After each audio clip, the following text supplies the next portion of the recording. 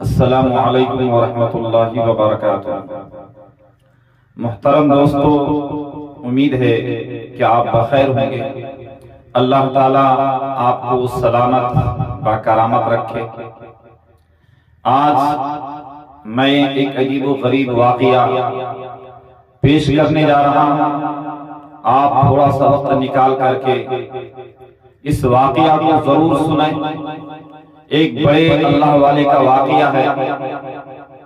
اگر یہ واقعہ آپ کو پسند آ جائے تو اپنے دوست و احباب میں بھی شیئر کیجئے گا۔ کسی نے کہا ہے کہ نگاہ ولی میں وہ تاثیر دیکھی، نگاہ ولی میں وہ تاثیر دیکھی، بدلتی ہزاروں کی تقدیر دیکھی۔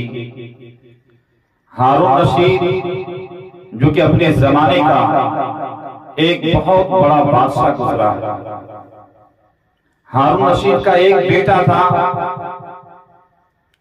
جو لوگوں کی نظر میں دماغی اعتبار سے دیوانہ اور پاگل جیسا تھا۔ لوگ اسے پاگل اور دیوانہ سمجھتے تھے، اگرچہ وہ نوجوان ہارون رشید کا بیٹا کوئی پاگل یا دیوانہ نہیں تھا، بلکہ اللہ کی طلب، اللہ کی معرفت اور اللہ کو پانے کے لیے وہ اللہ کی محبت میں، اللہ کی جستجو میں وہ نوجوان پاگل جیسا لگ رہا تھا۔ ایک مرتبہ ہارون رشید اپنے وزراء کے ساتھ، بڑی بڑی لوگوں کے ساتھ بیٹھے ہوئے تھے۔ اتنے میں ہارون رشید کا وہ بیٹا جسے دنیا کے لوگ پاگل سمجھتے تھے، اچانک اس مجلس میں آیا۔ لوگوں نے دیکھا کہ وقت کا بادشاہ کا بیٹا، جن کا لباس پرا گندہ ہے، ایک لنگی سر پہ باندھ رکھا ہے، کپڑا پھٹا پرانا پہن رکھا ہے۔ بڑے بڑے لوگ بیٹھے ہوئے تھے، بڑے بڑے گورنر بیٹھے ہوئے تھے۔ خیر، لوگوں نے اس نوجوان کو وہاں سے نکال دیا۔ کچھ وزیروں نے ہارون رشید سے کہا کہ بادشاہ سلامت، آپ اتنے بڑے بادشاہ ہیں، آپ امیر المومنین ہیں، آپ کے پاس دنیا کے بڑے بڑے لوگ آتے ہیں، اور ان کے درمیان میں جب آپ کا یہ بیٹا پہنچتا ہے تو ان کی حرکت کو دیکھ کر، ان کے لباس، ان کے کردار کو دیکھ کر کے لوگ آپ کے تعلق سے غلط سوچنے پر مجبور ہو گئے ہیں۔ یہ جو بیٹا ہے آپ کا، یا آپ کے لیے ذلت اور رسوائی کا ذریعہ بنتا جا رہا ہے۔ اس بیٹے سے آپ کو کوئی عزت نہیں مل رہی ہے، بلکہ لوگوں کے سامنے آپ کو ذلیل اور رسوا ہونا پڑ رہا ہے۔ ہارون رشید نے اپنے اس بیٹے کو بلایا اور بلا کر کہنے لگا کہ دیکھ بیٹا، تمہاری وجہ سے مجھے شرمندگی ہو رہی ہے، مجھے رسوائی جھیلنا پڑ رہا ہے، لہذا تم اپنی حرکتوں سے باز آ جاؤ۔ ہارون رشید کا وہ بیٹا اپنے باپ سے کہنے لگا کہ میرے ابو جان، اگر میں آپ کے لیے ذلت کا سامان ہوں، آپ کے لیے رسوائی کا ذریعہ ہوں، تو پھر مجھے اس گھر میں رہنا قطعاً برداشت نہیں ہے، لہذا میں اس گھر کو چھوڑ کر کے جا رہا ہوں۔ اور جاتے جاتے اس بیٹے نے اپنے باپ سے بھی کہا کہ میرے ابو، آپ دنیا کی تلاش میں کہیں آخرت سے غافل نہ ہو جانا، آپ دنیا کی تلاش میں کہیں اللہ سے غافل نہ ہو جانا۔ جب ہارون رشید کا بیٹا اپنے گھر سے نکل رہا تھا تو ماں ہوتی ہے، بیٹے نے ماں سے کہا کہ امی جان اب تو میں یہاں سے جا رہا ہوں، ہو نہ ہو ملاقات ہوگی کہ نہ ہوگی، لہذا آج آپ میرا چہرہ دیکھ لیجئے، میں آپ کا چہرہ دیکھ لیتا ہوں، ہو نہ ہو یہ آخری ملاقات ہے۔ اور جاتے جاتے اس نوجوان نے اپنی ماں سے کہا کہ میری ماں آپ مجھے ایک قرآن دے دیجئے، تو ماں نے ایک قرآن دیا اور ساتھ میں ایک نہایت قیمتی انگوٹھی اپنے بیٹے کو دیا اور دے کر کہنے لگا کہ دیکھ بیٹا، اگر کبھی تمہارے اوپر کوئی حالات آئے، کوئی تکلیف آئے، کوئی مصیبت پہنچے، یہ انگوٹھی نہایت قیمتی ہے، اس انگوٹھی کو بیچ کر کے اپنی ضرورت مکمل کرنا۔ اب وہ شہزادہ بغداد سے نکلا، جاتے جاتے جاتے ایک ایسے علاقے میں پہنچا جہاں اہل علم لوگ رہا کرتے تھے۔ وہ شہزادہ رات گزارنے کے لیے ایک مسجد کا انتخاب کیا اور وہاں پر اہل علم سے دینی تعلیم حاصل کرنے لگا۔ اس شہزادے کا معمول تھا کہ ہفتے میں 6 دن وہ طلب علم میں رہتا تھا، علم کی تلاش میں رہتا تھا، اللہ کی بندگی میں رہا کرتا تھا، اور ایک دن وہ شہزادہ مزدوری کرتا تھا۔ اس زمانے میں یہ دستور تھا کہ گاؤں کے کسی کونے میں گاؤں کے مزدور اکٹھا ہوتے تھے۔ اب جس کو مزدور کی ضرورت ہوتی تھی وہ لوگ آتے اور اپنے پسند کے اعتبار سے وہاں سے مزدور کو لے جایا کرتے تھے۔ اب یہ نوجوان ہفتے بھر مسجد میں رہتا اور سنیچر کے دن اسی جنگل کے کنارے میں پہنچ جاتا تھا جہاں مزدور لوگ اکٹھا ہوتے تھے۔ چنانچہ ابو عامر کوفی وہ فرماتے ہیں کہ مجھے ایک مکان بنانا تھا، مجھے گھر کی تعمیر کرنا تھا، مجھے کسی مزدور کی ضرورت تھی، میں مزدور تلاش کرتے کرتے اسی جگہ پر پہنچا جہاں مزدور جمع ہوتے تھے۔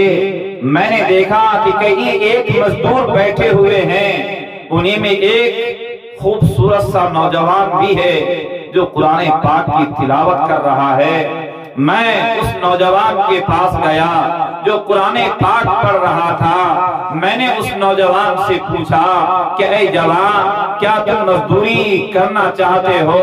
وہ نوجوان کہنے لگا لَقَدْ خَلَقْنَا الْإِنسَانَ فِي كَبَدٍ، کہ کیوں نہیں، ہم مزدوری ضرور کریں گے۔ ابو عامر فرماتے ہیں کہ میں مزدور سے بات کر رہا تھا، وہ نوجوان کہنے لگا کہ دیکھو، اگر تم مجھے مزدوری پہ رکھنا چاہتے ہو تو میری طرف سے 2 شرط ہے۔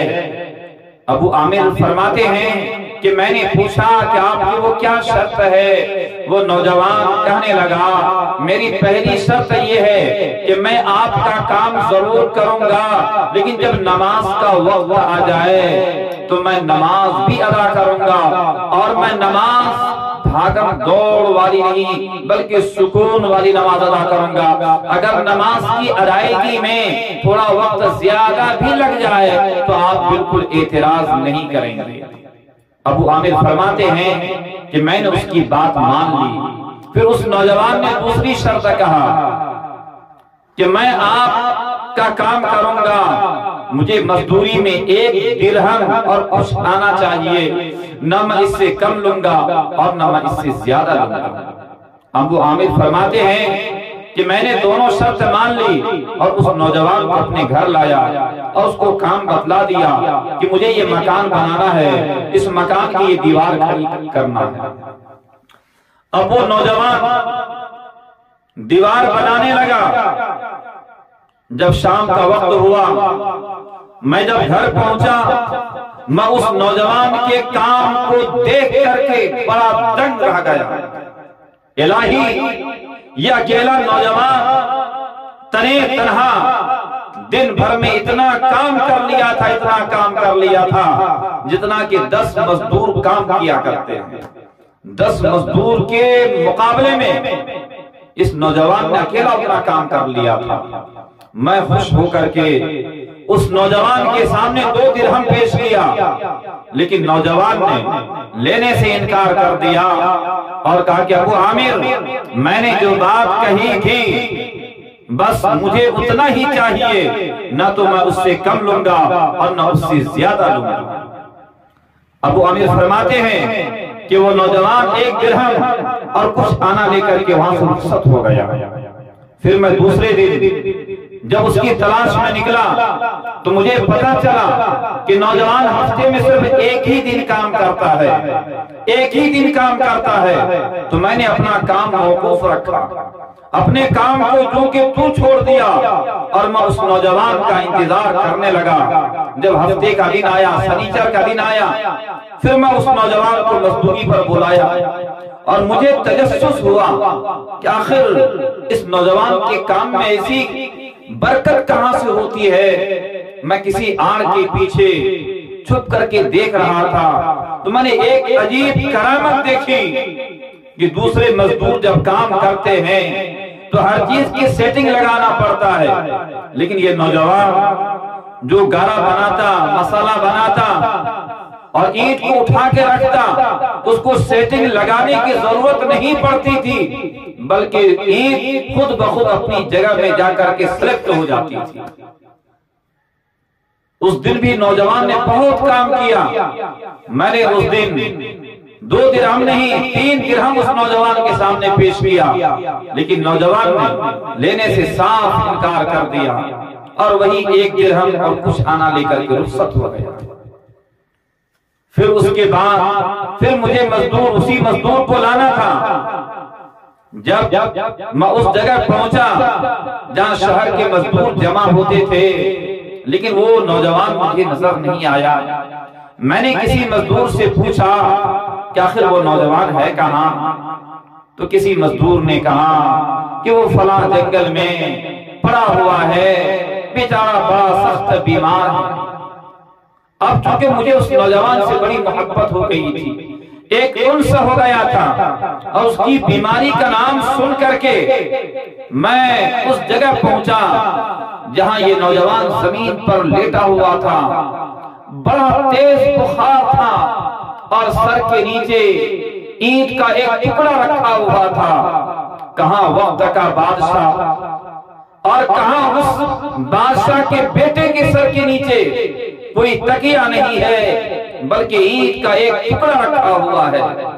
میں نے اس نوجوان کے ہاتھ کو دیکھا، بڑا تیز بخار تھا۔ میں نے اس نوجوان سے کہا کہ ایسا کیجئے کہ آپ میرے گھر تشریف لے کے چلیے، میں آپ کا علاج کراؤں گا اور آپ کی بیماری کو دور کرنے کی حتی الامکان کوشش کروں گا۔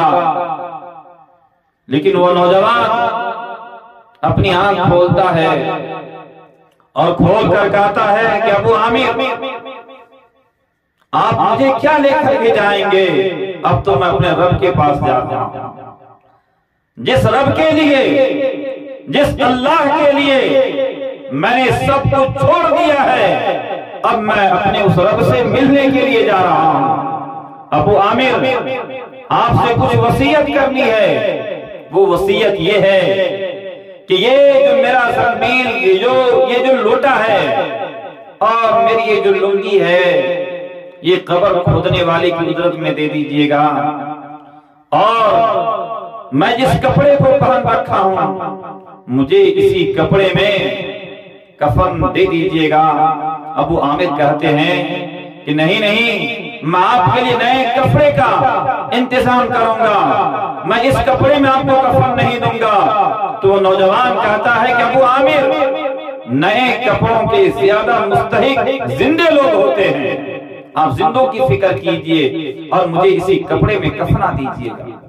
اور یہ جو میرا قرآن ہے اور یہ جو میری انگوٹھی ہے، آپ یہ دونوں ہارون رشید کے پاس دے دیجئے گا، اور یہ میرا سامان قرآن اور انگوٹھی کسی اور کے ہاتھ میں نہیں بلکہ ہارون رشید کے ہاتھ میں دے دیجئے گا، یہ آپ کے پاس امانت کے طور پہ۔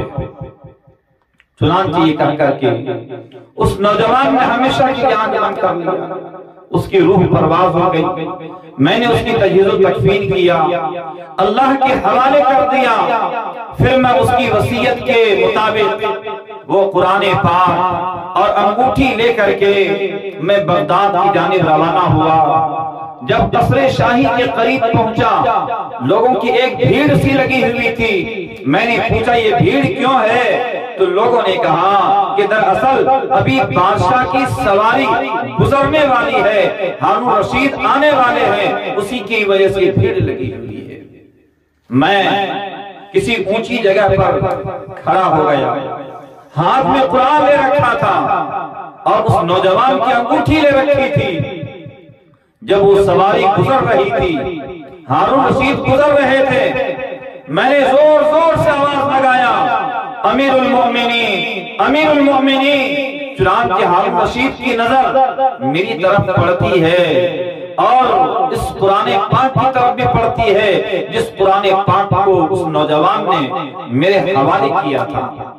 جیسے ہارون رشید کی نظر پڑتی ہے، وہ دیکھ کر فوراً اپنے آدمی سے کہتا ہے، میں ابھی جا رہا ہوں، اس آدمی کو اپنے ساتھ میں رکھو، جب میں واپس آؤں گا تو اس آدمی کو میرے کمرے میں لے کر کے آنا۔ خیر ہارون رشید جب اپنے کمرے میں پہنچا تو وہ پولیس والا ابو عامر کو لے کر کے ہارون رشید کے کمرے میں داخل ہوئے۔ ہارون رشید نے قرآن پاک کو دیکھا اور اس انگوٹھی کو دیکھا تو دیکھتے ہی کہنے لگے کہ آپ مجھے کوئی غم کی خبر لے کر کے آئے ہیں، کوئی غم کی خبر سنانے کے لیے آئے ہیں۔ اتنا کہہ کر کے ہارون رشید زارو قطار رونے لگے۔ پوچھا یہ قرآن یہ انگوٹھی والا کہاں ہے، کس حال میں ہے، ان کی زندگی کیسی گزر رہی ہے؟ تب وہ عامر فرماتے ہیں کہ میں نے کہا کہ انگوٹھی والا یہ قرآن والا وہ تو اللہ کو پیارے ہو گئے۔ ہارون رشید رو رہا تھا، زارو قطار گر گرا رہے تھے، رو رہے تھے۔ ہارون رشید نے پوچھا اچھا وہ کام کیا کرتا تھا؟ تو ابو عامر نے پورا واقعہ بیان کیا کہ وہ گارے کا کام کرتا تھا، وہ راج مستری کا کام کرتا تھا۔ ہارون رشید نے پوچھا تب تو تم بھی اس شہزادے سے کام لیے ہوں گے؟ ابو عامر کہتے ہیں کہ امیر المومنین مجھے معاف کر دیجئے گا، میں نے تو اس کو پہچانا ہی نہیں۔ اور اس نوجوان نے ابو عامر سے ایک وصیت بھی کی تھی کہ جب آپ میرے باپ سے ملیے گا تو میرے باپ سے ضرور یہ بات بتلا دیجئے گا کہ آپ کے بیٹے نے ایک وصیت کی ہے، ایک پیغام دیا ہے، وہ پیغام یہ ہے کہ میرے ابو آپ اللہ کی ذات سے غفلت میں مت رہیے، آپ دنیا کے چکر میں آخرت کو فراموش مت کیجئے۔ ہارون رشید زارو قطار وہ بھی رہے تھے اور بار بار ایک جملہ کہہ رہے تھے کہ میرے بیٹے، اے میرے بیٹے، تم تو مجھ سے بھی زیادہ عقل مند نکلے، تم تو مجھ سے بھی زیادہ دانا نکلے۔ تو میرے بھائیوں، بزرگوں اور دوستو، یقیناً جس کے دل میں اللہ کی محبت بیٹھ جاتی ہے اس کے لیے سب کچھ قربان کر دینا آسان ہو جاتا ہے۔ دعا کیجئے کہ اللہ تعالی ہمارے دلوں میں اپنی معرفت عطا فرمائے، اللہ تعالی ہماری دلوں کے اندر اپنا ڈر عطا فرمائے۔ وما توفیقی الا باللہ۔